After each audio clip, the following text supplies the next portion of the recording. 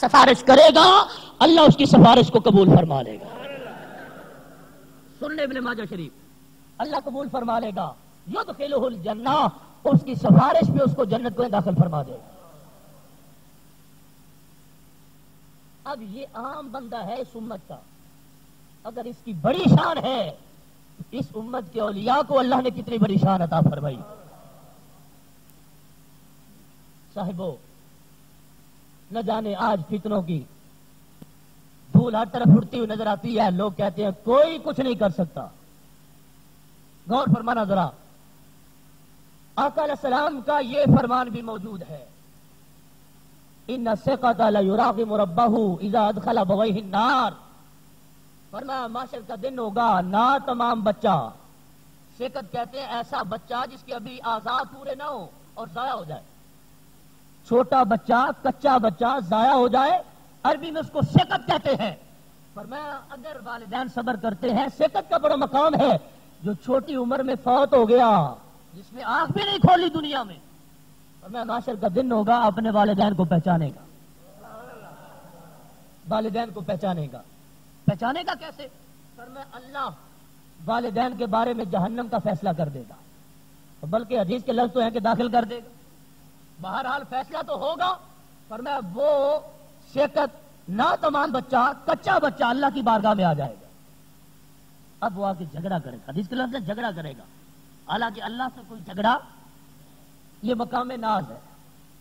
اللہ فرمائے گا نا تمام بچے کیا مسئلہ ہے؟ عرض کرے گا باری تعالیٰ اس سے بڑا مسئلہ کیا ہے, میری ماں ہے, میرا باپ ہے, فیصلہ جہنم کا ہو گیا ہے, میرے لیے اس سے بڑا صدمہ کیا ہوگا؟ غور فرمانا ذرا. آقا علیہ السلام نے فرمایا یقال لہو, اب اس کو حکم دیا جائے گا کہ الجھنے کی, فریادیں کرنے کی کوئی بات نہیں ہے, اپنے والدین کو پکڑو اور پکڑ کے جنت میں داخل کر دو. حدیث کے لفظ ادخل ابویک الجنہ, جا اپنے والدین کو پکڑ کے جنت میں لے جا.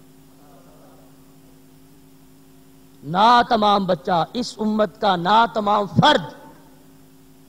ابھی آپ نے غور نہیں فرمایا, ولی کی بات نہیں کر رہا. اب تو امت کا فرد وہ ہے جو کچا ہے. جس امت کے کچوں کا یہ عالم ہے, اس امت کے پکوں کا عالم کیا ہوگا؟ اس کو تو ہاتھ بھی نہیں ہے, اس کے پاؤں بھی نہیں ہے, اعضاء پورے ہی نہیں ہے, لیکن جہنم میں نہیں جانے دے گا. ارے جس کے اعضاء پورے نہ ہو وہ رسول کی غلامی کے صدقے اپنے والدین کو جنت میں لے جائے گا. تو جو رسول اللہ کا سچا غلام ہو اس کے والدین کو اللہ جنت ضرور عطا فرمائے.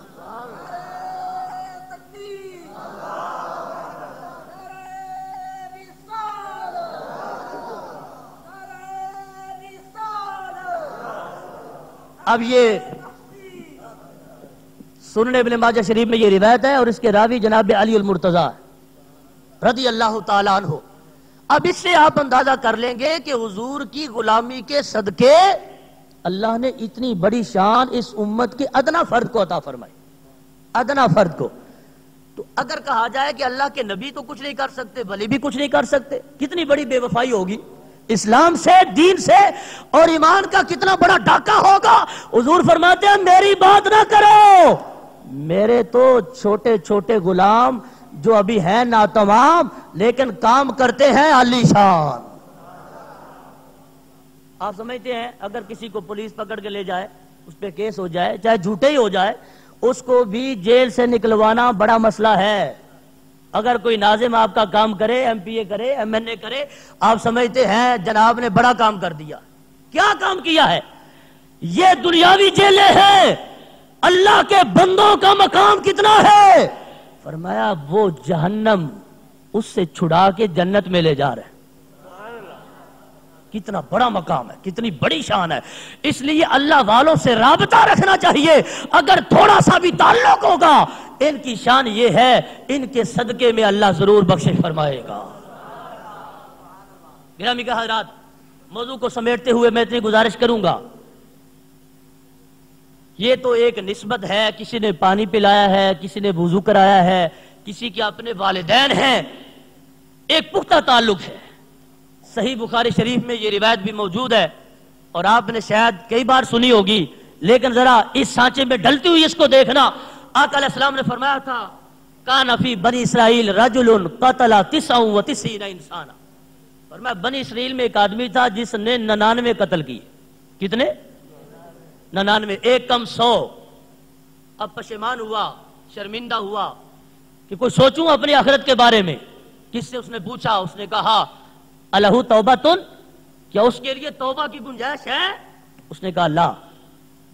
99 لوگوں کا قاتل اب توبہ کی گنجائش پوچھتا ہے تو بتانے والا بھی نہ جانے کیسا تھا. بہرحال اس نے یہ کہا تو اس نے اسے بھی قتل کر دیا. اب کتنے ہو گئے؟ اب پھر نکلا.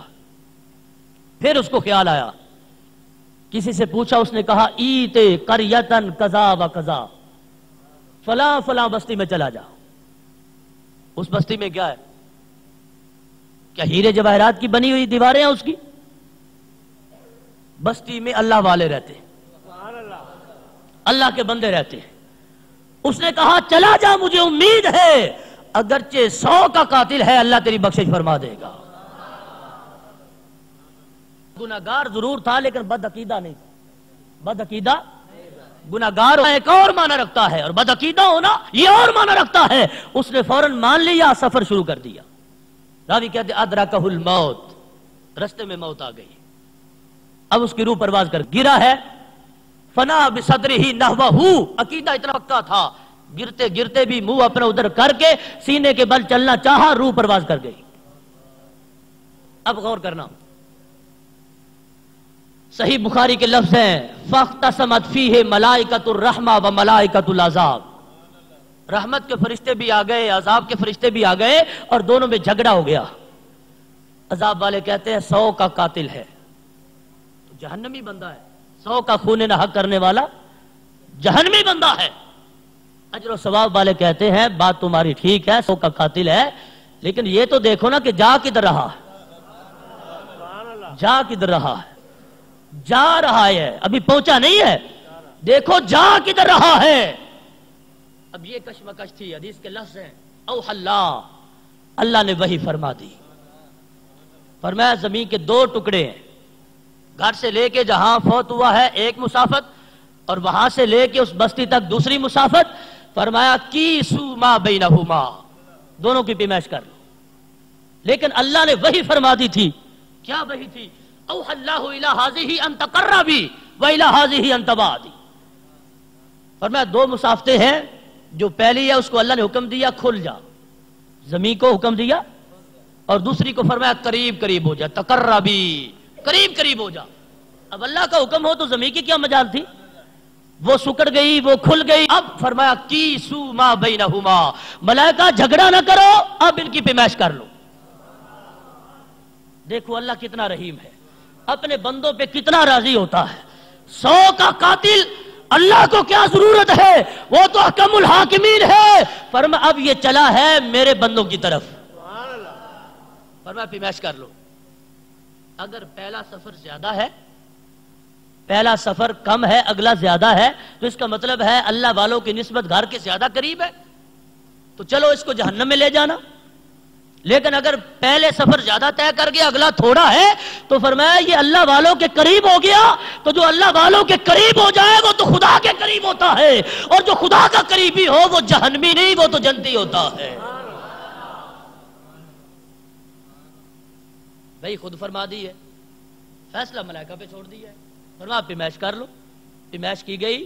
راوی کہتے ہیں وجد الی ھذہ اقرب بشبر, ایک بالشت کا فرق پڑا, ایک بالشت. غفر لہ, اللہ نے سارے گناہ معاف فرما دیے. اب میں جو بات کرنا چاہتا ہوں وہ یہ ہے, کوئی کس منہ سے کہے کہ اللہ والے کچھ دے نہیں سکتے, ان کے پاس جانے سے ملتا کیا ہے. میں نے کہا تو نے لینا کیا ہے, یہ تو 100 کا قاتل ابھی پہنچا بھی نہیں ہے, اللہ نے گناہ معاف فرما دیے. آپ نے غور فرمایا, بھی پہنچتا, مشکل پیش کرتا, دعا کرواتا, ان کو وسیلہ بناتا, التجائیں کرتا, پھر اور مانا تھا. یہ تو ابھی پہنچے ہی نہیں ہے, جائے گا تو بتائے گا نا. فرمایا یہ جائے گا بتائے گا, لیکن رب تو دیکھ رہا ہے نا, رب دیکھ رہا ہے کہ جا کدھر رہا ہے اور کس نیت سے جا رہا ہے. فرمایا اگرچہ 100 کا قاتل ہے، اس نے اپنے دل کی محراب میرے بندوں کی طرف سیدھی کر لی ہے، ہم نے سارے گناہوں پہ قلم پھیر دیا ہے. گرامی کا حضرات، یہ مقام ولایت ہے، یہ شان ولایت ہے. 100 بندے کا قاتل، اس کو رستے میں موت آ گئی، مسئلہ پیش بھی نہ کر سکا، اللہ والوں کی خدمت بھی نہ کر سکا، جا کے بتا بھی نہ سکا، چہرے کی زیارت بھی نہ کر سکا، صرف دل کے ارادے سے مان لیا ہے. بس جس نے مان لیا ہے اللہ نے اس کو پہچان لیا ہے. یہ اپنا ہے، یہ غیر ہے. بولو بولو، یہ غیر ہے. دلوں کے راز جانتا ہے، اس نے جانا ہے. اب چلا کس نیت سے ہے، اس نے بخشش فرما دی ہے. تو صاحبو، اگر نیت اور ارادہ کر کے چلنے سے اتنا بڑا گناہگار اگر خلاصی پا سکتا ہے، تو جو ولی کامل کی بارگاہ میں بیٹھا رہے، فیضان حاصل کرتا رہے اور خدمت بجا لاتا رہے، اللہ اس کو کتنی زیادہ انعامات اور رحمتوں سے نوازے گا. یہ بات ذہن میں رکھنا. اہل سنت و جماعت کے نزدیک کوئی پیر ایسا پیر نہیں ہے، کوئی ولی ایسا ولی نہیں ہے جس کا مسلک خراب ہو یا جو شریعت کے خلاف چلتا. بات ذہن میں رکھیں، ہم کسی ایسی پیر کو نہیں مانتے، کسی کو ولی کا نام دے کے بدنام نہیں کرتے ولایت کو. سب سے پہلی شرط یہ ہے ولی کے لیے کہ وہ پکا سنی. کہو سبحان اللہ.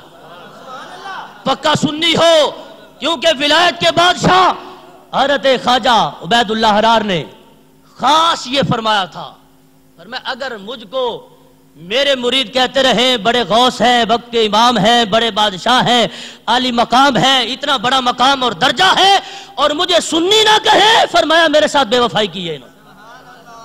بے وفائی کر گئے، بے وفائی کر گئے. مجھے سنی نہیں کہا، فرمایا دوسری طرف سارے کے سارے گناہ میرے ذمہ لگا دو، جو برائی بیان کر سکتے ہو کر دو، لیکن یہ کہو کہ عبید اللہ سنی تھا، اور میں سمجھوں گا تم نے حق ادا کر دیا. اس لیے کسی ایسے پیر کے پھندے میں نہ آنا جس کا عقیدہ خراب ہو. ہرگز ولایت کے قدموں کے پاس بھی نہیں آئے گا جس کا عقیدہ خراب ہوگا. یقیناً ولی، کتب، ابدال، غوث، یہ سارے کے سارے اللہ نے مذہب سنت میں رکھے. اہل سنت و جماعت یہ وہ نام ہے جو نام بعد میں گھڑا ہوا نہیں ہے، آقا علیہ السلام نے اپنی زبان سے بیان فرمایا. انشاءاللہ پھر کبھی موقع ملے گا تو اسی موضوع پہ بیان کریں گے کہ 73 فرقے ہیں، 72 جہنمی ہیں، ایک ہی جنتی ہے، اور جنتی لوگوں کا ایک ہی نام ہے، ان کو اہل سنت و جماعت کہا جاتا.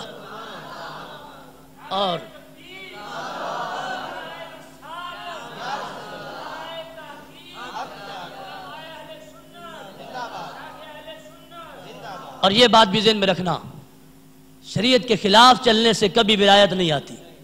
شریعت کے خلاف چلنے سے کبھی ولایت. اور میں دست بستہ گزارش کروں گا آپ سے بھی، تمام احباب سے. آپ تو سارے بزرگ بھائی مجھ سے سارے ہی اچھے ہیں، لیکن میں یہ گزارش کروں گا، یہ بھی آج کی کانفرنس کا خصوصی پیغام ہے کہ رسول اللہ صلی اللہ علیہ وسلم کی اتباع از حد ضروری. اس غلط فہمی میں کوئی نہ رہے کہ ہماری سفارش ہو، ہمارے لیے یہ ہو وہ ہو. اگر حضور فرما دے کہ یہ میرا ہے ہی نہیں تو پھر کدھر جائے. ابھی حدیث سنو میں پیش کرتا ہوں بات کو ختم کرتے ہوئے. آقا علیہ السلام نے فرمایا تھا، مثال کے طور پہ داڑھی شریف کے بارے میں حضور نے یہ فرمایا تھا، ان من عقد لحیتہ، فرمایا جس نے داڑھی کو گرا لگائی.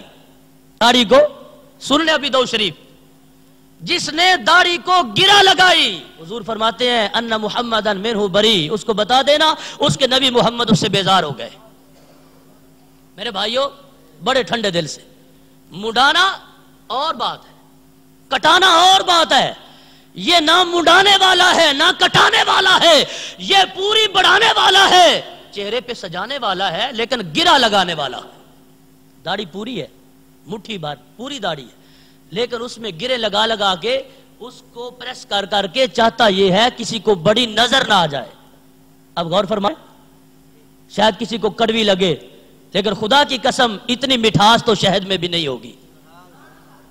فرمایا داڑھی پوری ہے، گرہ لگا کے چھوٹی زہر کرتا ہے، میرے حضور فرماتے ہیں میں اس سے بیزار ہوں۔ جب گرہ لگانے والے سے بیزار ہوں حضور، تو کٹانے والے سے یا منڈانے والے سے راضی ہوں گے؟ ہم غور تو کریں، یہ بات ٹھیک ہے اہل سنت و جماعت کے لیے بڑے انعام ہیں، لیکن اہل سنت کون ہے؟ سنت والے کون ہے؟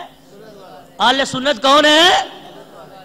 نہیں بولے تو صحیح، آپ نے اپنی مرضی سے رکھنی ہے بڑھانی ہے، بولے تو صحیح، اہل سنت کون ہے بھائی؟ سنت والے۔ تو اہل سنت کے لیے یہ سارے انعام ہیں۔ حضور سفارش فرمائے، حضور ان کی لیے سفارش فرمائے، اولیاء فرمائے، شہداء فرمائے، اولیاء فرمائے، یہ سارے کوٹے ان کے لیے موجود ہیں، لیکن جن کو حضور فرمائے یہ اہل سنت سے ہے ہی نہیں، وہ کدھر جائے گا؟ ہمارا کریکٹر اتنا اچھا ویسے ہی نہیں ہے، کردار ویسے ہی اتنا اچھا نہیں ہے، اعمال ویسے ہی تھوڑے ہیں جی۔ ہم یہ سمجھتے ہیں شاید ابھی زندگی لمبی ہے، میرے نوجوان بھائی سمجھتے ہیں شاید ابھی شادی ہونی ہے، ابھی بڑی زندگی ہے، داڑھی رکھ لیں گے۔ بھی شادی اور داڑھی کا کیا تعلق؟ عجب بات ہے، عجب فلسفہ ہے۔ کس نے سند دی ہے کہ شادی کے پہلے تمہاری موت نہیں آئے گی؟ کتنے جنازے روزانہ اٹھتے ہیں بھائیو، کیا مسئلہ کیا ہے؟ یہ رسول اللہ کی سنت محض سنت نہیں ہے، یہ غور کرنا ذرا، اس کا رکھنا واجب ہے اور اس کا منڈانا حرام ہے۔ علماء نے باقاعدہ متفقہ فیصلہ ہے۔ تو جس کام کا کرنا واجب ہو تو بھائی میرا روزانہ اس کو قتل کرے اور پھر یہ بھی کہے کہ میں سنی ہوں، پھر یہ بات جچتی؟ بولو تو صحیح۔ روزانہ شیشے کے آگے کھڑا ہو، ہاتھ میں بلیڈ لیا ہو، کتنا پتھر دل اس بندے کا ہے جو منہ بھی دیکھ رہا ہے اور پھر وہ بلیڈ چلا رہا، اس کا دل دھڑکتا کیسے رہا؟ دل جام کیوں نہ ہو گیا؟ اس نے یہ سوچا نہیں ہے نبی مصطفیٰ کی سنت کو قتل کر رہا ہوں اور میری زندگی گزر گئی قتل کرتے ہوئے، اتنے سال گزر گئے، اب بھی شرم نہیں ہے؟ پھر کس منہ سے کہے میں سنی ہوں؟ حضور کی ساری سنتیں ضروری ہیں، اتباع ضروری ہے، لیکن یہ ہے کہ یہ ایسی سنت ہے جو ہر وقت والے اہل سنت کے لیے یہ سارے انعام ہیں۔ حضور سفارش فرمائے، حضور ان کی لیے سفارش فرمائے، اولیاء فرمائے، شہداء فرمائے، اولیاء فرمائے، یہ سارے کوٹے ان کے لیے موجود ہیں، لیکن جن کو حضور فرمائے یہ اہل سنت سے ہے ہی نہیں، وہ کدھر جائے گا؟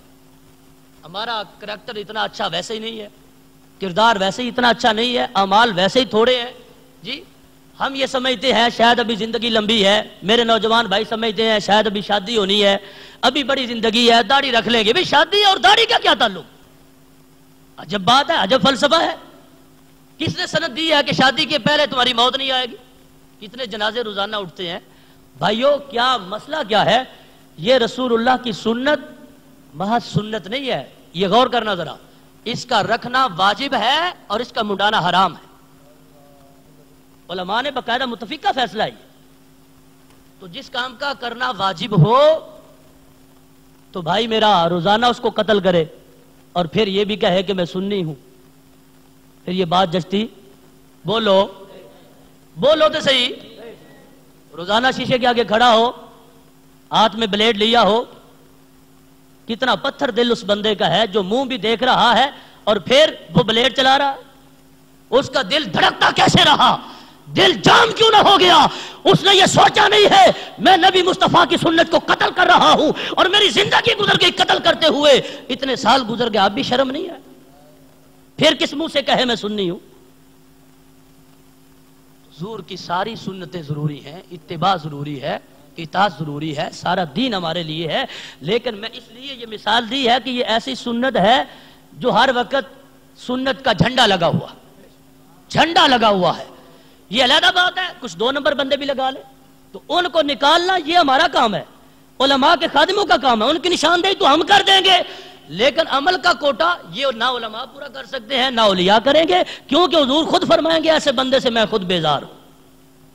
گرامی کے حضرات، اگر میرے کسی بھائی کو، کسی بزرگ کو، کسی دوست کو داڑھی شریف رکھنے سے شرم آتی ہے، شیطان وسوسے ڈالتا ہے، شے سمجھتا ہے ظاہری جمال میں، حسن میں، جاہ میں کوئی کمی آتی ہے، تو میں تجھے نبی کا واسطہ دے کے کہتا ہوں اگر کوئی ایسی بات ہوتی کہ داڑھی رکھنے سے حسن میں کوئی کمی آتی تو حضور کے چہرے پہ داڑھی نہ ہوتی آشا بک اللہ نہ ہوتی، کیونکہ اللہ نے ان کو ہر عیب سے پاک پیدا فرمایا ہے۔ جب اللہ نے اپنے حبیب کے چہرے پہ داڑھی کو سجایا ہے، اس کا مطلب یہ ہے کہ اللہ نے سارا حسن اسی میں چھپایا ہے۔ میرے بھائیوں بزرگوں، اس بات پہ غور دینا، یقیناً ساری باتیں، ساری سفارشیں، ساری بشارتیں، ساری مصلحتیں سب کچھ ہے، لیکن تب ہے جب حضور فرمائے کہ میرا ہے۔ اگر حضور فرما دیں کہ میرا نہیں ہے تو آپ جانتے ہیں معاشر کا دن ہوگا، سارے انبیاء اور رسل کی امتیں ہوں گی اور ایک ایک کے پاس آئیں گے، غور کرنا، سفارش کے لیے آئیں گے۔ حضرت آدم علیہ السلام سے کہیں گے اللہ کی بارگاہ میں سفارش کرو، وہ کہیں گے لست لہا، میں سفارش، بولو، اور میں سفارش نہیں کروں گا۔ ابو البشر ہے، اولاد تمہاری جل رہی ہے، خوف ہے، فرمایا نہیں، جاؤ حضرت خلیل کے پاس چلے جاؤ۔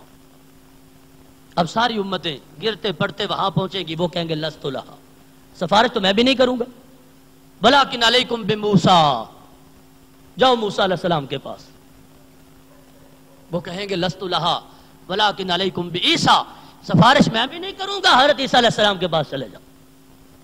اب کتنا بڑا مجمع، کتنا بڑا جلوس بنا ہے معاشر کے دن، وہاں پہنچیں گے، وہ کہیں گے لست لہا ولیکن علیکم بمحمد، پر میں سفارش نہیں کروں گا لیکن میں تجھے صحیح رستہ بتا دوں گا، اس بارگاہ میں جاؤ جن کا نام نامی محمد ہے۔ اب دیکھو کیسا عالم ہوگا، سارے لوگ ٹھاٹھے مارتا سمندر حضور کی بارگاہ میں، نہیں غور کیا آپ نے؟ لوگ کہتے ہیں ان کی بارگاہ میں کیا لینے جاتے ہو؟ میں نے کہا ہم تو معاشر کو بھی جائیں۔ لوگوں کو آج جلوس کا ثبوت نہیں ملتا، یہ جلوس تو معاشر کو بھی نکلے گا۔ جی کتنے لوگ ہیں، اب سامنے سے حضور دیکھیں گے، فرمائیں گے آنا لہا، جلدی آؤ، میں تو کھڑے ہی تمہارے لیے ہوں۔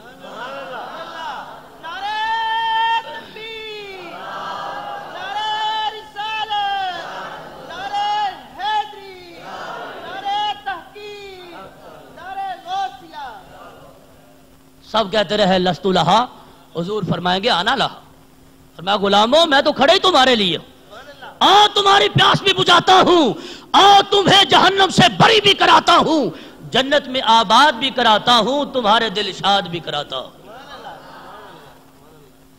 اب دیکھو، اب اس موقع پہ جب باقی لوگ بھی سارے سمٹ کے بارگاہ رسالت میں ہوں اور اپنی امت کا کوئی فرد ایسا ہو جس کو حضور فرمائے تو میرا ہے ہی نہیں، وہ کدھر جائے؟ غور تو کرو، معاشر کے دن سارے لوگ تو حضور کی بارگاہ میں، اور حضور فرمایا تو فلاں چلا جا، تجھ کو کبھی بھی دنیا میں شرم نہیں آیا تھا، میں نے بار بار حکم بھی فرمایا تھا اور تجھ کو لوگ بتاتے بھی رہے، تو تم کو کس چیز نے ورگلایا تھا؟ جاؤ اب شیطان کے ساتھ جا کے مل جاؤ۔ بھائیو بزرگوں، اللہ وحدہ لا شریک کی بارگاہ میں دعا کرتے ہیں کہ ہم اہل سنت ہیں، ہمارے چہرے سے یہ ثابت ہو کہ ہم اہل سنت ہیں، ہمارے کردار سے یہ ثابت ہو کہ ہم اہل سنت ہیں، ہماری گفتار سے یہ ثابت ہو کہ ہم اہل سنت ہیں، اور جب صحیح معنوں میں ہم اہل سنت بن جائیں گے، خدا کی قسم ہے میں نہیں، میرے حضور نے خود اعلان فرمایا، خود اعلان فرمایا ہے۔ آخری بات بس، فرمایا من احب سنتی فقد احبنی ومن احبنی کان معی فی الجنہ، فرمایا جس نے میری سنت سے پیار کیا اس نے تو مجھ سے پیار کیا، اور جس نے مجھ سے پیار کیا جنت میں میرے ساتھ ہی جائے گا۔ یوں سمجھو آقا علیہ السلام نے یہ فارم جاری فرمایا، اس فارم کو جو فل کر لے گا، میرے حضور فرماتے ہیں اللہ اس کو ضرور جنت عطا فرمائے گا۔ سنت پہ عمل کرو، تو اب اس کا مطلب نہیں ہے اہل سنت ہیں سنتوں پہ عمل کریں تو فرض چھوڑ دے، اور فرمایا آپ نے اس کا معنی کوئی یہ بھی نہ لے لے، اہل سنت کا مطلب یہ ہے فرائض واجبات ان میں تو کامل ہو گئے، اب سنت سے بڑھتے ہوئے مستحب پہ بھی عمل کرتے ہیں۔ یقیناً جو بندہ ایسے ہو جائے گا، میرے حضور کا فرمان ہے اللہ اپنے حبیب کے صدقے ضرور اس کو جنت بھی عطا فرمائے گا اور جنت میں حضور کی سنگت بھی عطا فرمائے گا۔ دعا کیجئے اللہ وحدہ لا شریک ہماری آج کی اس حاضری کو اپنی بارگاہ میں قبول و منظور فرمائے اور ہم کو سنت متواترہ دائمہ داڑھی شریف بڑھانے کی چہرے پہ سجانے کی اللہ توفیق عطا فرمائے وما علیہ الا البلاغ المبین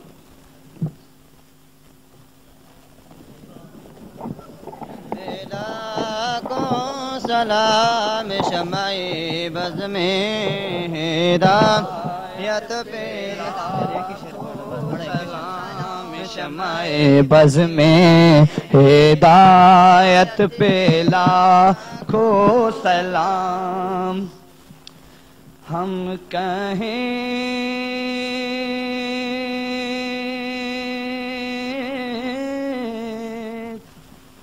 یا نبی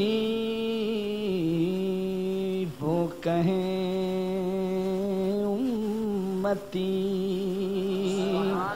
ہم کہیں یا نبی وہ کہیں امتی امتی تیری قسمت پہ لاکھوں سلام مصطفیٰ جان رحمت پہ لاکھوں سلام شمع بز میں ہدایت پہ ایباں والیاں دے ربا ایب کجی